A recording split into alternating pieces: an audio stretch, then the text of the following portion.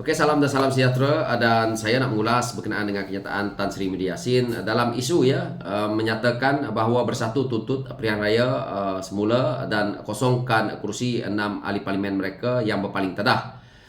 Ini adalah hasil daripada mesyuarat agung luar biasa AGM yang dibuat bersatu So dalam isu ini saya lihat Bersatu berusaha untuk mengosongkan 6 kursi parlimen yang dipegang oleh anggota parti itu, yang baru-baru ini telah pun mengumumkan sokongan kepada Datuk Seri Ibrahim. Dan Tan Sri Muhyiddin Yassin juga menyatakan bahawa pihaknya telah pun bercadang untuk menyerahkan notis mengenai perkara berkenaan kepada Speaker Dewan Rakyat selepas parti itu meminda perlembagaan berhubung keahlian. Di sini saya melihat ini adalah satu percubaan untuk Muhyiddin menakutkan ahli parlimen mereka agar tidak terus melompat dan menyokong kepada kerajaan yang ada hari ini. Ini adalah juga hasil daripada kelompangan RUU Anti-Lompat Parti serta kelompangan yang ada di dalam perlembagaan parti Muhyiddin itu sendiri. Dulu kalau kita tahu Muhyiddin ni, dia juga memecat speaker. Hari ini nak menghantar notis kepada speaker. So Muhyiddin sendiri kena ingat Muhyiddin kepada Pakatan Harapan ni pada saya sangat zalim lah perangai Muhyiddin ni. Kerana satu, dia mengkhianati Pakatan Harapan waktu itu, dan kerana niat dia nak menjadi Perdana Menteri itu, kerana nafsu Muhyiddin sangat tinggi, dan akhirnya dia menyusahkan rakyat. Muhyiddin ni pada saya seorang pemimpin yang kaki kelentung, yang perlu rakyat Malaysia lihat bahawa adalah Perdana Menteri yang paling gagal. Muhyiddin hanya bertahan menjadi Perdana Menteri secara pintu belakang hanya 17 bulan. Dan hari ini dia bercita-cita nak jadi Perdana Menteri bukan untuk membantu rakyat, tetapi untuk menyelamatkan diri dia daripada masuk penjara. Dan cubaan untuk menakutkan ahli parlimen ini, pada saya ini adalah satu perkara yang asasnya budak tadika pun tahu. Pindaan dibuat hari ini, pindaan perlembagaan mereka, dan ahli parlimen mereka melompat tahun lepas. So tak masuklah. Kalau dia nak mengambil tindakan kepada 6 ahli parlimen ni, pada saya parti Bersatu pecat mereka. Tapi sekarang ini parti Bersatu minta mereka kosongkan kursi. Dah tentu tak boleh. Mereka dah tentu tahu. So apa yang mereka buat dalam pindaan mereka hari ini tidak masuk juga kepada mereka yang dah lompat. Jadi hari ini dia pindah perlembagaan dia adalah untuk menakutkan mereka-mereka yang lain agar tidak melompat. Di sini jelas bahawa dulu mereka kata mengamalkan demokrasi. Dia kata siapa saja boleh. Tapi hari ini bila kena batang hidung Muhyiddin, dia tahulah macam mana rasanya. 80% ahli parlimen yang ada dalam parti Bersatu itu adalah pengkhianat. Dia tak payah kata yang 6 orang ni khianat. Yang 6 orang ni pun pernah khianat, dan akhirnya duduk dalam parti Bersatu. Hari ini khianat balik kepada parti Bersatu itu. Dan Tan Sri Muhyiddin Yassin adalah jelas-jelasnya seorang pengkhianat. Yang pertama, Tan Sri Muhyiddin Yassin telah pun dibuang daripada parti UMNO. Nasib baik diselamatkan oleh gabungan bernama Pakatan Harapan. Dan akhirnya Muhyiddin khianat lagi Pakatan Harapan. Yang kita tengok hari ini, parti Bersatunya. Yang kita tengok hari ini, Perikatan Nasionalnya. Yang kita tengok lagi Muhyiddin berpaling tadah kepada Datuk Seri Ibrahim. Kerana apa? Kerana nafsu Tan Sri Muhyiddin Yassin itu. Di sini kalau kita tengok pindaan yang dia buat, cerita tentang khianat parti, Muhyiddin tidak berhak untuk cakap khianat parti. Muhyiddin dulu kata demokrasi. 10 orang ahli parlimen daripada Parti Keadilan, itulah yang ada juga di dalam parti Muhyiddin hari ini. Begitu juga ahli parlimen UMNO yang ada di situ. Jadi parti Bersatu ni keseluruhannya adalah daripada parti orang lain.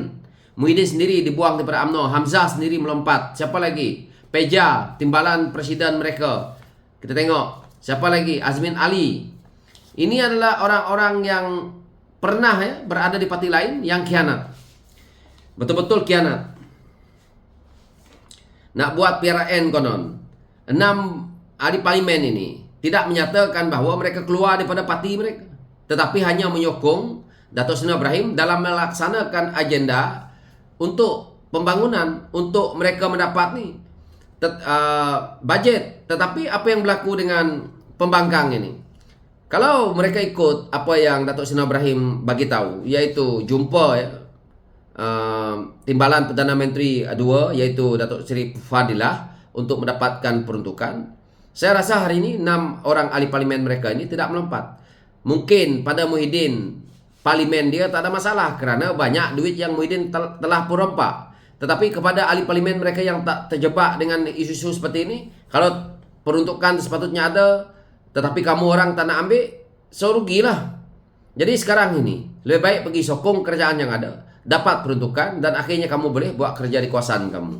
Ini yang berlaku kepada 6 ahli parlimen ini. Tapi kalau memang betul kerajaan kata tak ada bajet ataupun peruntukan untuk ahli parlimen pembangkang, itu tak apa. Ini ada, tapi tak nak diambil.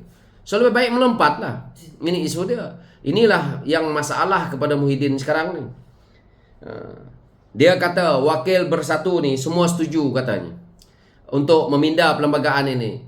Memanglah ahli parlimen kamu orang sekarang ni memang setuju. Contoh macam Hamzah, macam Muhyiddin sendiri, yang lain-lain. Kenapa mereka setuju? Mereka dah tak diterima ya untuk ke parti lain. Kalau ada peluang, saya rasa mereka pun melompat. Cuma peluang tak ada. Seperti mana Wan Ahmad Faizal, Wan Saiful.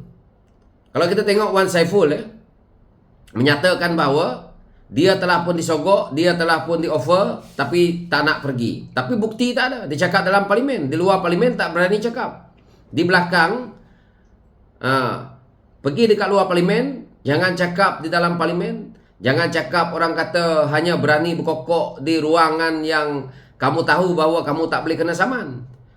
Cuba dia boleh buat dekat luar parlimen tu, buat sidang dia, bahawa dia kata Datuk Seri Ibrahim adalah seorang yang kurap. Kita tengok di mana dia duduk. Tapi dia takut dia kena saman, dan dia takut kena balun. Jadi dia cakap dalam parlimen yang dia tahu parlimen itu ada imuniti, ada kekebalan untuk mereka bercakap, dan mereka berbohong dalam tu.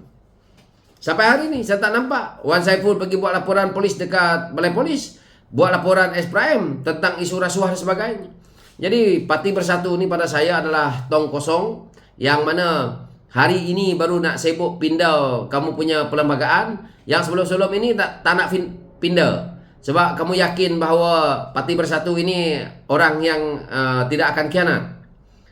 Jadi lain kali Muhyiddin, jangan khianat dalam politik. Dah tua-tua bangka macam ni, patut Muhyiddin berehat. Dah tak ada waktu untuk kamu nak jadi Perdana Menteri.